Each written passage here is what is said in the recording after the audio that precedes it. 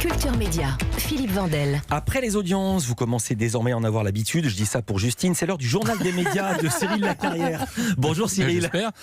Bonjour Philippe, bonjour Justine. Alors, et bonjour à toutes, bonjour à tous. Voilà, qu'avez-vous au menu pour démarrer cette semaine? Un joli petit menu du lundi, une nouvelle émission consacrée aux séries, Apple qui dévoile son catalogue de vidéos à la demande, une double crise dans les médias chez les jeunes de Street Press et les anciens de France Soir et France Télé qui misent sur un certain Hugo C pour rajeunir son audience et son image. Alors une nouvelle émission consacrée aux séries sur Canal+, et ça s'appelle Le Cercle Série. Pourquoi faire compliqué quand on peut faire simple? Canal+ décline son émission Le Cercle consacré au cinéma et en fait un cercle série toujours présenté par Augustin Trapenard et un panel de chroniqueurs. On a demandé à Jean-Marc Juramy, le directeur adjoint des antennes et des programmes de Canal+, quelle est l'ambition de ce nouveau rendez-vous. Il est interrogé par Alexandre Omar. On a aujourd'hui une offre absolument pléthorique, on a l'offre la plus riche du marché en matière de séries et on s'est dit que quand même ce serait assez naturel de consacrer une émission entière à cette thématique et surtout on essaiera d'insister sur les séries dont on devrait parler, dont on ne parle pas assez aussi, c'est ça qu'on a voulu faire. Et puis comme on parle de séries, dans le format il y aura une petite nouveauté, c'est que Augustin sera équipé d'un buzzer anti-spoil ou anti, comme on dit en bon français, divulgachage, qui permettra d'arrêter quand un des chroniqueurs dérape sur un spoil. Mais dilemme, est-ce que ce cercle série parlera de toutes les séries ou seulement de celles produites par Canal? Réponse avec le dirigeant de Canal. On a vocation à parler de toutes les séries, qu'elles soient diffusées sur Canal, qu'elles soient diffusées sur toutes les antennes de nos offres, ou pas d'ailleurs. Et donc c'est vraiment l'équipe éditoriale qui choisira les séries dont ils ont envie de parler, et ils en feront une critique totalement libre. Donc oui, ça pourrait ponctuellement être une série de TF1 si c'est une série dont ils estiment qu'ils ont envie de parler. Une émission totalement dans l'air du temps. Un sondage publié ce week-end dans Le Parisien révèle que plus de 6 Français sur 10 regardent des séries au moins une fois par semaine et un tiers de nos compatriotes disent même en regarder tous les jours. Alors, face à la profusion de contenu, ce cercle série ne sera pas de trop pour s'y retrouver. Rendez-vous donc à partir du lundi 18 novembre pour cette nouvelle émission mensuelle sur Canal+. Cyril, on ne change pas complètement de sujet. Apple va lancer son service de vidéo à la demande le 1er novembre et on commence à en savoir un peu plus sur le catalogue qui sera mis en ligne. Apple TV+, c'est pour dans 11 jours et en effet le géant américain a levé le voile sur ce que nous pourrons y trouver. 8 créations originales sont prévues dès la mise en ligne le 1er novembre. Parmi elles, de la fiction, un documentaire animalier qui suit les traces d'Athéna, une éléphante qui guide son troupeau à travers les péripéties de la vie de la savane, et 2 séries d'animation. Philippe, vous qui adorez Snoopy, je sais, oui.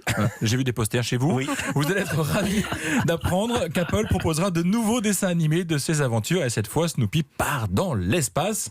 Apple TV+, ça arrive dans plus d'une centaine de pays dès le 1er novembre. Dis donc, Snoopy et une éléphante, ça fait rêver. Cyril, les temps sont durs pour le média Street Press. Déjà en difficulté financière, les locaux du site ont été cambriolés la semaine dernière. Oui, sale période pour Street Press qui avait lancé une campagne de financement participatif pour tenter de survivre. Un appel entendu par le public puisque les 40 000 € espérés ont vite été atteints. Mais voilà, le sort semble s'acharner sur cette petite équipe installée à Montreuil, en région parisienne. Écoutez Inès Belkacem, la rédactrice en chef adjointe de Street Press. Elle nous fait un bilan de la situation. Elle est interrogée par Louise Bernard. Ce cambriolage qui représente 20 000 € de matos plus 10 000 € d'arrêt de production, de casse, etc. En tout, c'est 30 000 €, donc c'est comme si notre levée de fonds avait servi à rien. On a évidemment des assurances qui remboursent qu'à hauteur de 15 000 € et avec les assurances, on ne sait jamais vraiment. On a fait les démarches, on espère, mais on ne sait pas trop ce qu'on va avoir. Donc nous, en fait, on est dans une période hyper compliquée économiquement et ce cambriolage, il tombe au pire moment. Situation difficile, je vous le disais, pour celles et ceux qui ne connaissent pas Street Press. C'est un média en ligne qui réalise plutôt des enquêtes de terrain, format écrit ou en vidéo, et qui s'intéresse beaucoup aux sujets de société ou à la culture urbaine. Alors, si vous voulez les aider et leur faire un don, rendez-vous sur streetpress.com.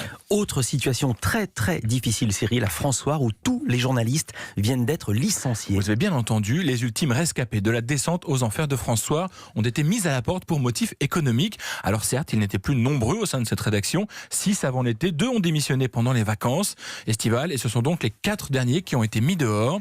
Ce qui fut un des quotidiens emblématiques de la presse française n'a donc plus de journalistes. Mais allez comprendre, le titre ne disparaît pas pour autant. La rédaction dit espérer que la direction pourra bientôt embaucher de nouveaux journalistes pour faire fonctionner à nouveau France Soir, qui n'existe plus aujourd'hui que sur le web. Et puis nous recevions vendredi dernier Takis Candilis, le numéro 2 de France Télévisions. Il avait beaucoup de choses à nous dire, tellement qu'il a même voulu faire une apparition dans votre journal des médias. C'est pas une blague. Oui, qu'il est bavard ce Takis.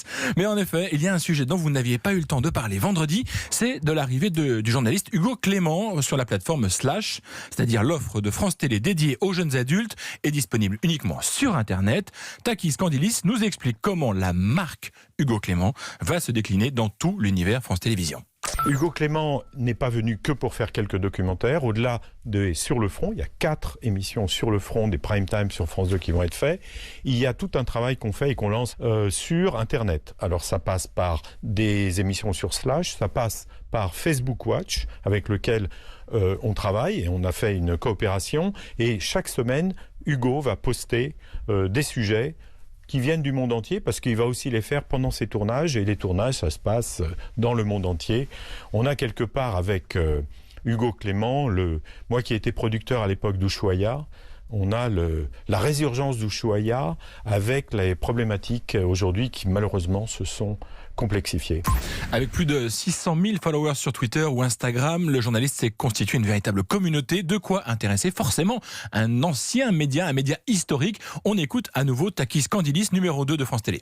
Hugo a déjà un nombre de followers absolument incroyable sur Internet. Il est très très écouté. Il a des centaines de milliers d'aficionados sur Internet. Et pour nous, c'est une manière d'aller toucher ces publics, évidemment, et qui deviennent des publics complémentaires de ceux qu'on a sur le linéaire. Les jeunes de 15 à 24 ans, aujourd'hui, la première chose qu'ils font, c'est ouvrir leur téléphone, ouvrir leur laptop pour regarder ce qui se passe dans le monde. Donc nous devons aussi, nous, France Télévisions, être sur ces supports.